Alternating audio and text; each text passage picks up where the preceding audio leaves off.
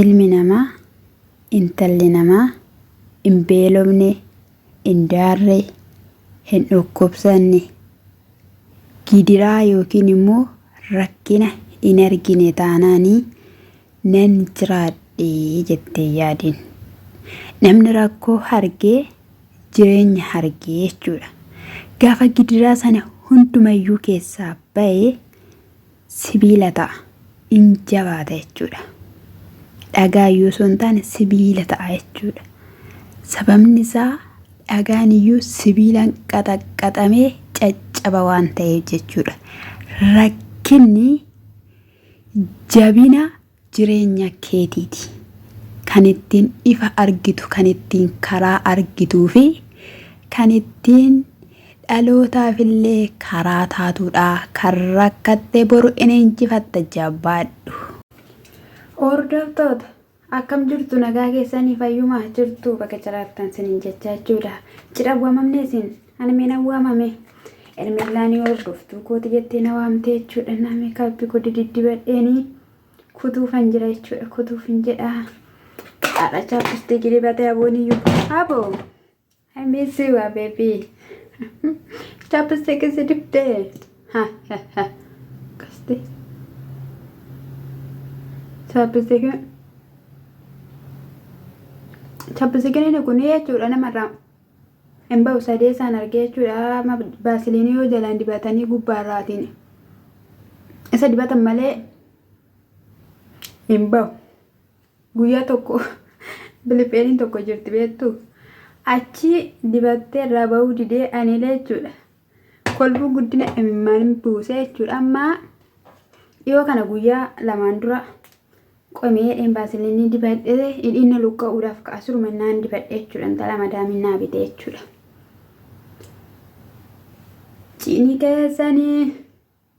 Cidha keessanii kamittaan hafanii, cidha keessanii kamittaan hafanii, cidha keessan hafiriyyee elmiyyee kamittaan hafaa, akamittaan hafaa, akamittaan hafaa, akamittaan hafaa.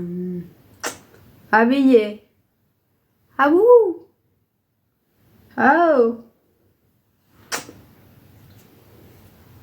buccee dhugaan sin jedhe eebsumni ruuttaa yeroo darbe maal akka hin jette beektu maal akka jette beektu hin jedhame Abrahaamii awultiidha jette joo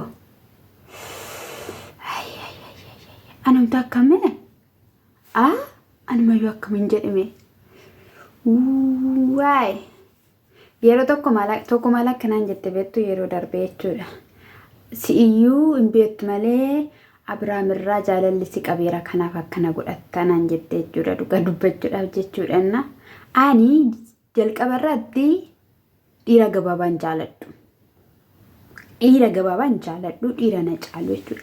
Abrahaam immoo gabaabaadha jechuudha. Rootiyyeen iyyuu hin caalti hin argine. Innaa jechuudha. Galgala kana ganaa dhufu natti fakkaate. Anamma sasannaa san dhufaniitti qorra keessa taa'ee dhaggeeffachuu hin danda'u. Boru dhaggeeffadheen boru hojjedha yoo dhufan.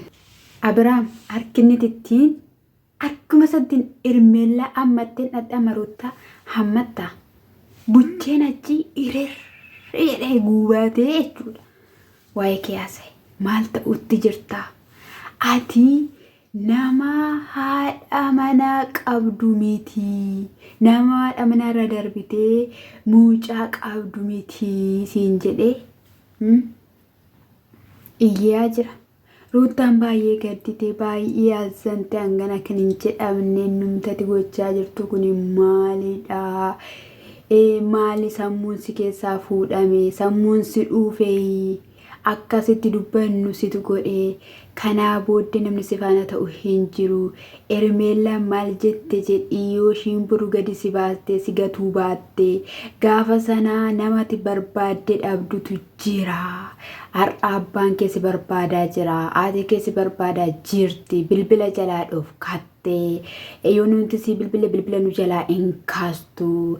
Saapiraayiziin inni ati ta'aa jirtu kun maalidha? Dhala keessii caalamoo? Mucaa keessii caalamoo? Haadha manaa keessii caalamoo? Maaliif kana hundumayyuu laphee cabsuu yaaddee?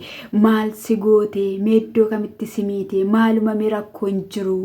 Kana hundumayyuu kanatti irratti hojjattee kana takkatti laphee ishii cabsite manatti dhala godhattee ol deebinaan immoo maalidha? Xiqquma ishii sammuun kee yoo si yaade maal qaba? Sammuun maaliif si dhuufe?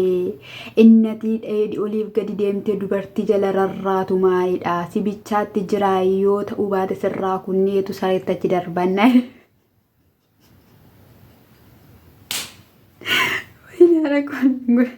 Anuma yume jedheenaan jedhame na kofalchiisaa jechuudha. Halkan gurra jedhamu irra jiru irra jiran se'ee jechuudha. Dhugaa dubbachuu baay'ee haaree jechuudha. Baay'ee haaree. Ana yumaa inni waan isaa na yuu niqna kuchuu jalqabe waan ta'e isaan beekan. Innaa jechuudha.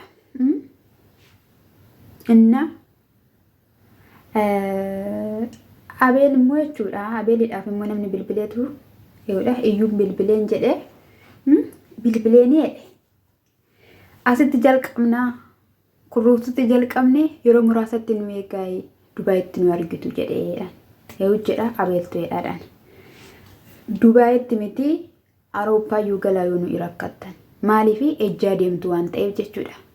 Kana maali kun maal nama dinqisiisa? Maal nama dinqisiisu dhugaa Rabbii? Nama dinqisiisu. Safuu gattanii safeeffata gattanii jechuudha. Namni sinisisu hin jiru. Sammuun keessan kan sinisisne, sammuun keessan kan sininajenne, sammuun keessan kan iddootti deebi'a sinin hin jenne. Rutiyyee maaliidhaa qabdi sin faana kaatti? Inde maaliidhaa qabdi? Garuu jechuudha Ruuttaa fi Abiraam adda ba'anii taanaan jechuudha. Mucaan Abiraamidhaan inni ilaala jettanii iyyaadina. Qatta gootatti irraa kuchiseefti Ruuttaa. Isuman kana gochaa ta'e viidiyoon kanatti agarsiiste jechuudha. Maalummaa abbaa isaati akka hin arguuf jechuudha. Kana namicha jechuudha. Kaleessa immoo dhungooyyuu miti wanti biraayyuun barbaachisaadha jechuudha. Wanti biraayyuun barbaachisa. Ishiin waan biraa barbaaddimu. Waan biraa barbaaddi kenniif. Maal nama rakkise kan keetoo kan namaatti kenniif akka barbaadde godhu. Gurguri yoo barbaadde gatiisaa yoo itti argatte jechuudha. Qimamii abbaa isheeti mee Ruuttaame wanta meesin gochaa turtame wanta Abeel faana mee dabarsaa turtame tokkoon beekna. Abeel yeroo darbe gaafa 100 isaaf kabajamu jechuudha. Gaafa 50 eenyutu sii kabaje? Gantuu qaa maal fiddaa? Inni ati nyaattee kaaddu maalidha? Siyaa kaaduu. Innati shubbistu kun maalidha? Sinitti afuru isa dhugaan siniin jedhena. Isa kanadha. Dammoo jechuudha warra sobdan warra qimixxanii gadi darbattan jechuudha siniif haadheessu. Sababni isaayyuu kan Ruuttaa yeroo darbe wayii eenyudha maqaan ishee Tsiggeen Bishooftuu deemte Abiraam faana. Achi booddee Meeriin Bishooftuu deeman jettee hordoftee duban akkasitti fiddee ati eenyudha kan faana deemtu iddoo deemtu natti nimtu yoo natti nimin deemta sashiin jettee carra jettee hiite sana fidaniitu maa jedhu kurruuftuudha deebi'ee galee Ruuttaa bira dhaqee kinoo Ruuttaa faana akkatti wal lolaniidha. Sagaleen Meerimee keessa jiramee jiru. Amma akkatti nu jabaa bartuu maaloo biyyoom nagaadeessa. Anutti waan masayyuun beeku maal maafu baqqaayi. Fataadhuma sanaadhuma jedhaa sinitti haa tolu sinin jechuun jaaladha. Hordoftoota koo qaali. Ilmaan Oromoo qimamoonni mana maddaami. Sagalee kana kan dhageessan isa dhugaan sinin jedhe. Piliis adaraa keessan. Kan na jaalattanis, kan na jibbitanis, kan na abaartanis, kan na eebbistanis hundi keessaniyyuu sabskraabii naa godha. Maaloo sabskraabii naa godha. Dhugaan sinitti himame akkatti nan hojjechaa jiru anaa fi Waaqayyo duwwaa beeka. Guyyaa tokko viidiyoon fe'inaa deemuu didee jechuudha.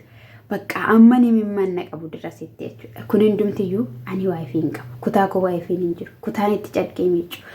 Kushinaan itti hojjedhu hin jiru. Manni keessa yeroo nani qulqulleessu immoo kaameraan hundumtiyyuu dinqin jedhee tataa'ee jira jechuudha. Isa biraan yeroo nani asii gadi deemee iyyuu jechuudha. Iddoo nani itti dhaabbadhee iyyuu itti gallakkisu iyyuu jechuudha. Ni jira kaameraan jechuudha. Garuu wanti dhufe haa dhufu jedhee nani kan hin hojjechaa jiru jechuudha. Oromoo koo qaalii lammiiwwan qimamoochee namni lakkaam kan jilbeeffatee Bazzaabeer Bamaariyaam jedhan dhugaa dubbachuudhaaf taanaan lakkaa kanadha.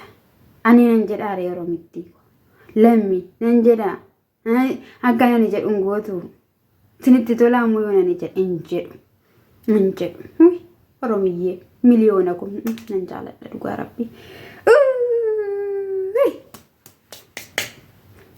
Kan hirmeellaa natti ta'e.